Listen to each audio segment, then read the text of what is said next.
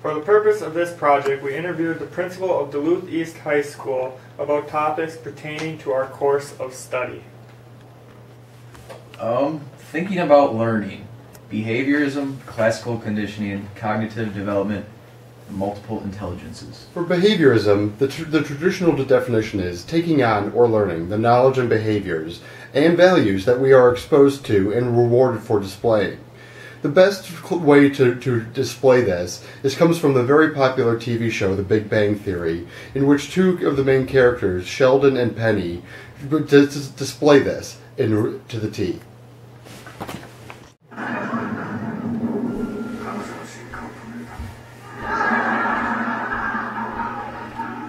What's this cartoon called again? Oshikuru Demon Samurai. It's not a cartoon, it's anime. Anime. You know, I knew a girl in high school named Anime. Anime Fletcher. She was born with one nostril. Then she had this bad nose job and basically wound up with three.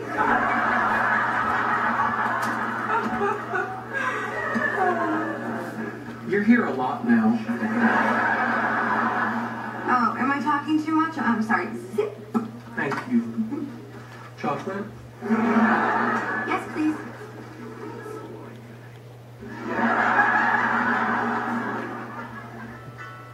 Oh. Hey, Kim. Yeah. You know what? Hold on. Let me take this in the hall.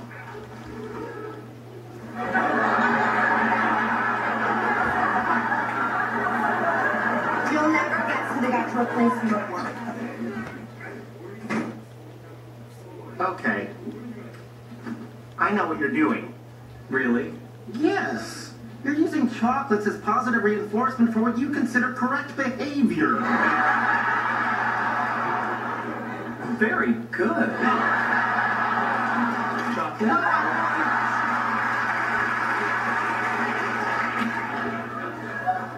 Sheldon, you can't train my girlfriend like a lab rat. Actually, it turns out I can. Well, you shouldn't. There's just no pleasing you, is there, Leonard? You weren't happy with my previous approach to dealing with her, so I decided to employ operant conditioning techniques, building on the works of Thorndike and B.F. Skinner. Yet by this time next week, I believe I can have her jumping out of a pool, balancing a beach ball on her nose. No, this has to stop now. I'm not suggesting we really make her jump out of a pool. I thought the bazinga was implied. I'm just tweaking her personality. Just sanding off the rough edges, if you will. No, you're not sanding Penny. Are you saying that I am forbidden from applying a harmless, scientifically valid protocol that will make our lives better?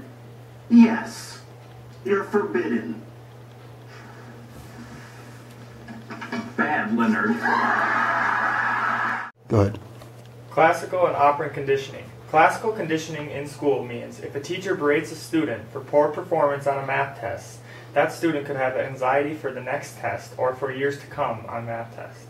Operant conditioning in schools means children learn by being rewarded. Multiple intelligences. Everybody learns differently. Children's learning settings include many factors like physical environment, sociological setting, and modes of perception.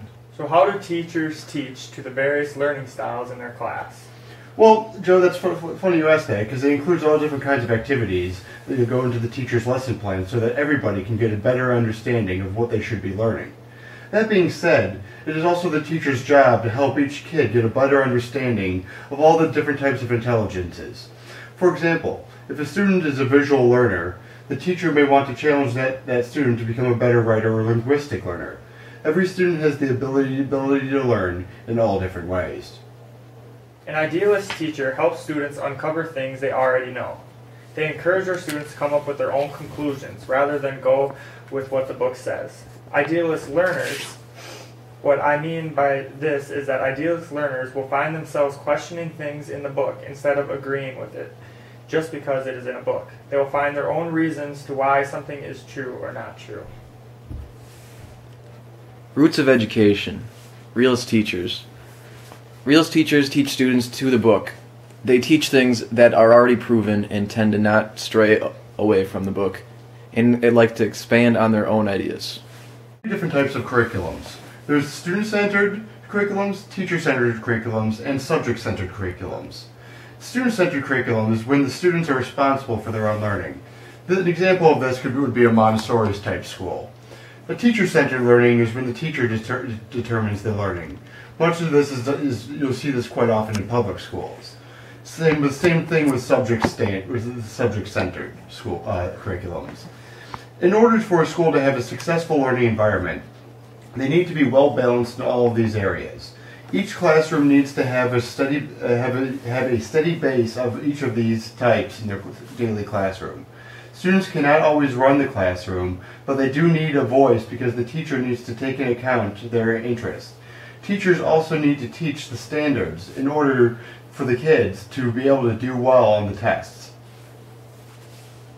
Common schools made it possible for all kids to go to school.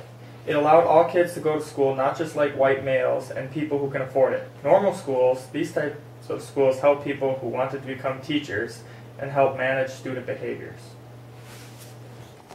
Duluth East High School. So how does Duluth East define education? We decided to interview the principal to find this out. We asked the principal about how learning was accomplished in the school. We asked about responsibility, how they molded a good student, and how they became a part of something. The principal responded that the learning encompasses a lot of responsibility to educate the kids in reading, writing, and arithmetic, and to create a good student as a whole by helping the student to become part of the community as well as part of the education system. Duluth East uses all types of learning in order to reach their students. In the principal's definitions, she states that teachers have a focus on reading, writing, and math. This is correlated to a standard-centered classroom, as we discussed earlier. She does also state that they want to build students' responsibility, which relates to a student-centered classroom. Nature versus nurture. We asked the principal the question, are students born with the ability to learn, or can anybody who puts their mind to learning learn? Her reply was, everybody is born with the ability to learn, but it comes down to opportunity in the end. There's achievement gap, and it's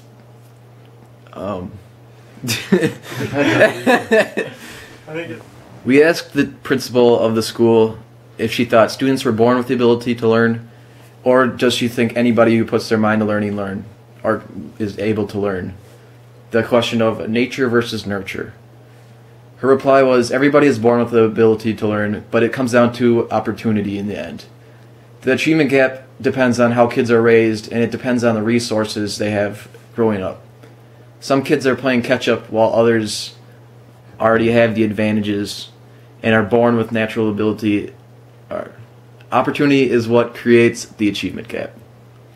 When it comes to the achievement gap, there are three different things that come into play: race, background, and social class. Well, the statistics show that black children scored lower than whites on math tests, and black children also scored lower than white children on reading, and all of these gaps continued to increase as the students got older. Statistics also show there is an 8-point gap between the black and white students who finish high school and attend college. So this is also a problem that is happening at Duluth East and all around the country. When the principal was asked, how does students' ethnic background, including their traditional ways of life and their family's original culture, influence their beliefs towards learning, or does it all? She responded with, kids growing up in poverty have less opportunity, mostly African Americans, don't have same resources as wealthier kids. Students who have lower expectations from their parents will more likely achieve less than a person would with high expectation from their parents. History of Duluth East. How did this institution get to be this way? Well, Duluth East, the building, is relatively new. It's been a school for 2 years, but Duluth East, the school, has been around since the 1950s. Due to large budget cuts, some teachers have up to 50 students in their classrooms. This really bothers us as a group because the classrooms are not built to hold that many students in a class, and it seems like some kids will get left behind. With the history of Duluth East, there were budget cuts that required younger teachers to be fired. That meant a loss and a whole new strain of pedagogy at that institution. Because of the large budget cuts, Duluth East was required to fire many of their younger teachers. This not only affected the students, but also affected the teachers as well. The generation is changing, but the teachers at Duluth East are staying the same.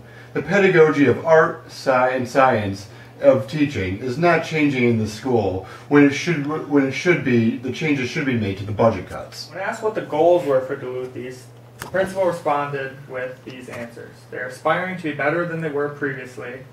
They want to hire good teachers, a better staff development. They want a welcoming school and a leveling playing field. Is this me? No, I just went. Goals of Duluth East. They have a humanistic approach towards their schooling. Humanism is defined as encouraging students to actualize their unique human potential for the betterment of all. In easier terms to understand, it means setting high goals for oneself in order to become better than what they were before. Duluth East also has a goal to become better each and every day. Go. Oh shit, sorry. The goals of Duluth East High School, you got this spelled wrong by the way. The title. It's not spelled wrong. It's not spelled wrong, it just says it's spelled wrong. Oh, is it? Yeah. Oh, okay. Alright, start that. East High School. As we said, they want to hire good teachers. They also want to hire classified teachers and teachers that can connect with not only the students but also with the community as well. Teachers are now required to have majors in the areas they are specialized to teach in. If the teachers want to teach math beyond the 7th grade, they have to have a major in either history, math, or literature. Duluth East has set a goal to hire teachers that they think will be able to teach their students the best that they can. Another goal for Duluth East is leveling the playing field and closing the achievement gap. Duluth East has a high rate of low-income students who just do not have the same resources as some kids. This causes them to have a large achievement gap between students. This is common in larger city schools with low income. It is a goal of Duluth East to be able to teach students of all types, but in order for them to do that, there needs to be more money to help the students. Welcoming climate. By having a fairly new school, they are hoping that the students will feel welcomed, and at a school like Welcoming climate. By having a fairly new school, they are hoping that the students will feel welcomed at school like it's their own home. If a student feels comfortable in their school, then hopefully they will be able to be successful at school. For Duluth East High School is simple. Everyone achieves success together. Oh, it's good. Duluth East is building their 3-year plan around their students' interests. This is correlated with a student-centered school.